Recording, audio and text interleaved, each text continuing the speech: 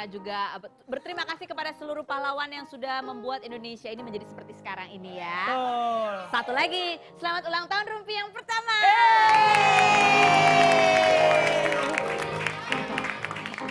Masih ada satu lagi. Ini kan Rumpi ulang tahunnya 10 November, saya ulang tahun 1 November. Ada yang ulang tahunnya tanggal 4 November gak bilang-bilang, Joshua Suherman. 3 November ya? Biar gue lebihin Aku sengaja waktu kemarin ulang tahun kamu bilang-bilang ya? Gak mau bilang. Padahal itu dirayain tanggal 2, besokannya kamu yang ulang tahun ya? Iya. Tahu gitu kan kamu yang dikerjain. Jangan dong, kita kan sama-sama Scorpio. Iya. Suka mencapit. Iya. Nah hari ini Scorpio semua yang kita rayain ya. Iya Rumpi itu ternyata bintangnya Scorpio. Nah pemirsa terima kasih juga buat Anda yang sudah setia bersama Rumpi No Secret selama 1 tahun ini. Nanti masih ditunggu kebersamaan Anda sampai 1000 tahun lagi. Amin. Kita akan lihat seperti apa sih perjalanan Rumpi No Secret. Dan tentunya masih ada bahan-bahan yang akan kita rumpiin hari ini. Dan inilah tayangan yang pertama.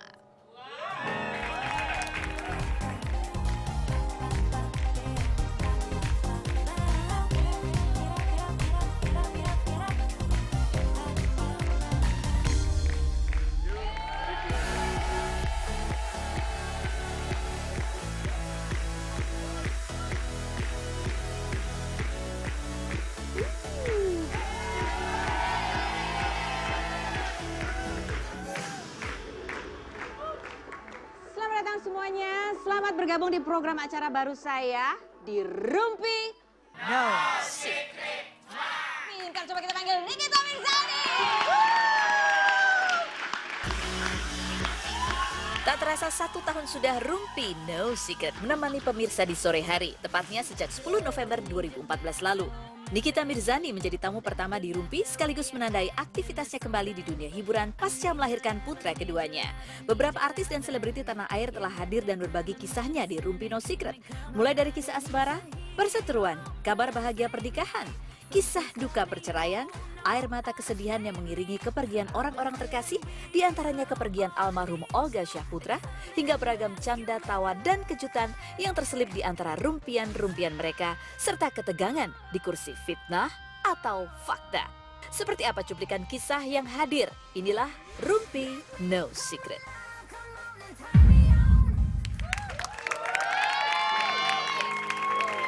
Ya, itu tadi kalau kita lihat di VT-nya kok isinya kayaknya Rumpi itu isinya Nikita Mirzani semua ya.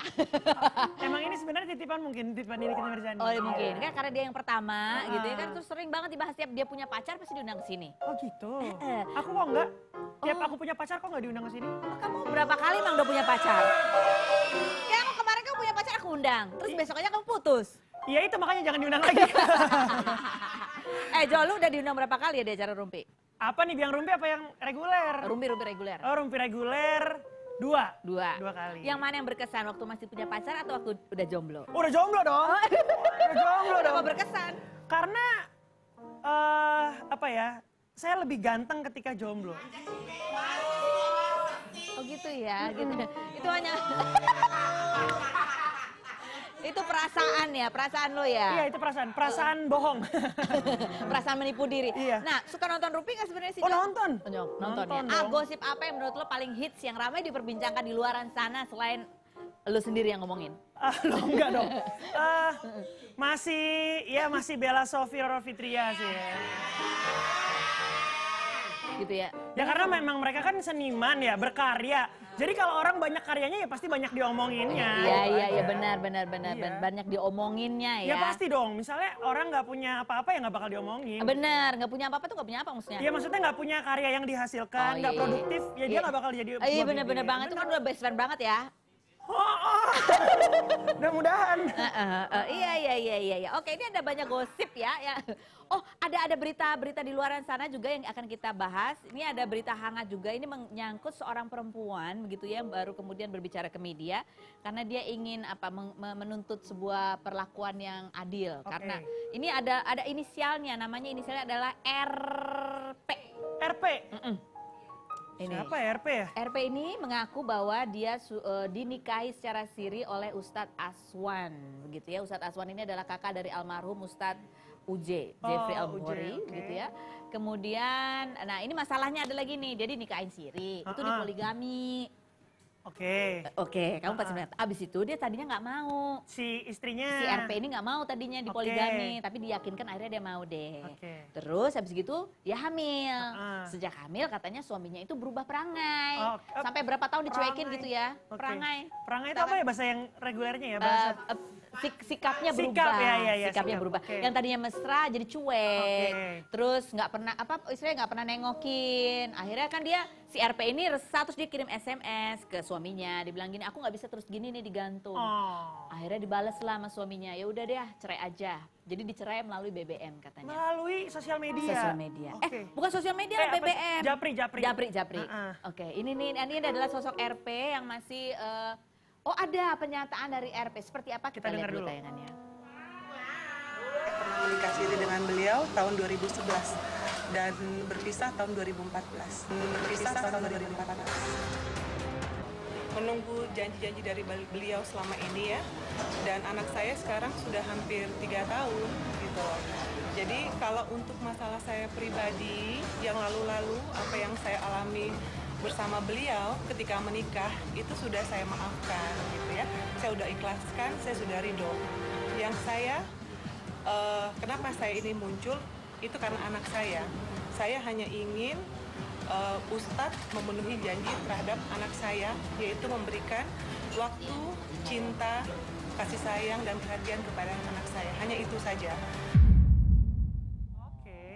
Jadi tuntutan dari Mbak RP ini adalah supaya anaknya diperhatikan. Cinta, waktu, perhatian. Duit nggak ya? Kalau aku perlu loh. Kalau itu aku ya. Itu mungkin beda orang. Enggak lah, enggak semua orang orientasinya itu kan. Menurut kamu begitu, semua perempuan tidak butuh duit? Bukan tidak semua perempuan, bukan semua perempuan tidak. Beda kan? Tidak semua perempuan butuh. Bukan semua perempuan tidak butuh. Oke, baiklah. Ini etimologinya harus dibenahi dulu. Ini ada artikelnya, Ustadz Aswan Faisal, kakak Uja ternyata poligami dan ceraikan istri via BBM. Kita mau telepon pengacara. Kita akan telepon pengacara, Jo. Ini main pengacara lagi serem kayak waktu itu ntar jangan. Hati-hati makanya ngomongnya. Iya, makanya. Nanti kalau kamu ngomongin apa dia muncul lagi di belakang. Makanya. Ini adalah pengacara dari RP. Ini temannya RP ya. Oke, Mbak Ina Rahman. Halo Mbak Ina. Assalamualaikum. Oke, Mbak Ina, terima kasih loh udah mau dihubungin. Ini kayaknya lagi nggak di Jakarta ya Mbak Ina ya? Aku lagi di Medan, Mbak. Oh, lagi di Medan. Oke. Mbak Ina ini sebetulnya sama Mbak RP ini apa? Apakah kliennya atau memang teman saja sehingga... Halo? Iya, dengan Mbak RP ini, Mbak Ina ini kliennya, RP ini kliennya Mbak Ina sekarang atau... Bukan Mbak, itu cuma teman ngaji teman dekat. sama teman arisan. Teman ngaji dan teman arisan. Udah lama kenalnya sama RP Mbak? Kenal udah lama juga sih. Udah lama. Tahunan lah. Oke. Nah pada saat RP mau muncul ini ke media kemudian bercerita menuntut suaminya mantan suaminya untuk memperhatikan, ini cerita-cerita juga nggak sih ke Mbak Ina? Cerita sih. Awalnya itu kan dia ketemu aku waktu di fashion show tuh, Jakarta Fashion Show. Iya. Plaza Senayan. Mbak, aku mau konsultasi. Kenapa? Aku mau ramein ini. Ramein apa? Aku bilang adalah seseorang mantan suami. Aku pengen nagih janji dia. Janjinya apa? Anak aku udah mulai tanya-tanya nih bapaknya. Oke. Siapa mulai ngerti lah, apalagi sekolah, kan? Nah aku bilang jalan baik-baik aja, dapat telepon SMS. Udah Mbak, tapi cuma janji-janji sampai sekarang udah 2,5 tahun. Itu aja sih awalnya. Oh, itu aja awalnya. Jadi dia tapi aku udah kasih tahu gambarannya bahwa hak-hak anak dari pernikahan siri itu tidak berhak mewaris, tidak berhak mendapatkan hak-hak seperti anak-anak lainnya yang dihasilkan dari pernikahan yang tercatat di negara. Okay. Jadi kasihan juga ya. Ini cerita juga nggak sih kenapa akhirnya RP ini diceraikan? Karena Mbak RP ini itu wanita pengusaha ya Mbak, wanita pengusaha. Yang sudah mapan, sudah mandiri, dan pada saat beliau, ini ceritanya Mbak RP ke saya, pada saat beliau itu menikah dengan Ustadz Aswan itu, Pak Ustadz ini menjanjikan nanti 3 bulan akan meresmikan, jadi minta waktu 3 bulan untuk bicara ke istri pertamanya, gitu. Nah, akhirnya makanya Mbak RP ini mau, tapi setelah waktu berjalan 3 bulan, 6 bulan nggak ada. nggak ada apa? Kabar berita. Janji Pak Ustadz itu nggak ada. Nah akhirnya sampai akhirnya ketahuan dengan sendirinya oleh istri pertamanya. Ribut dong? Ya ribut lah. Oke. Ini ceritanya ya, katanya ribut. Nah akhirnya ketemu dengan istri pertamanya. Ketemu dengan istri pertamanya, Mbak RP ya, ketemu dengan istri pertamanya. Iya. Mereka bicara baik-baik. Baik-baik? Nah, baik-baik. Ketemu baik-baik. Istri pertamanya minta udah, maksudnya mundur gitu-gitu kan. Nah, Mbak RP ini, ya orangnya gimana ya? Ya nggak mau merusak rumah tangga orang, yang sudah mundur gitu. Oh, nggak mau merusak rumah tangga orang? Mundur, oke. Mundur akhirnya dia. Oke. Jadi permintaan perceraian itu dari Mbak RP ini kepada? Iya, dari Mbak RP ini. Pada suaminya itu. Oke, karena tidak mau merusak rumah tangga karena sudah jadi ribut begitu ya? Betul. Tapi kenapa mau poligami di saat awal? Bukankah poligami itu memang menyakitkan buat perempuan lain? Jadi gini, kalau menurut ceritanya Mbak RP itu tadi yang saya bilang, dia kan butuh sosok. Kan Mbak RP ini kan janda anak satu Mbak sebelum menikah dengan Pak Ustadz ini. Iya. Jamaahnya gitu. Oh, jamaahnya Pak Ustadz. Jamaahnya ngaji, terus sering ketemu, terus Mbak RP ini kan juga temennya Umi Titik katanya. Iya. Nah, Pak Ustadz ini kan iparnya Umi Titik juga. Ini ceritanya nih. Jadi awalnya itu memang sudah apa sih kalau bahasa Jawanya tuh tresno jalaran soko kulino. Oh, sering ketemu. Terbiasa. Oke. Akhirnya muncul. Ya, akhirnya karena sudah ada Pak Ustadz itu bilang nanti 3 bulan saya butuh waktu buat bicara dengan si pertama, nanti akan maksudnya diresmikan gitu kan. Nah makanya mau Mbak, itu sih awalnya. Oh oke, jadi awalnya kan ada janji mau dinikahi secara resmi dan katanya nggak ada apa-apa gitu dengan istri pertamanya. Oke, Mbak Ina nanti kita tunggu datang ke sini sama Mbak RP ya untuk curhat mengenai kisahnya ya. Thank you Mbak Ina Rahman. Oke baik, gitu Jo ceritanya jadinya. Gitu ya. Kamu nanti kalau misalnya kamu menikah, kamu mau punya istri berapa? Aku mah boro-boro 1 istri, pacar juga susah.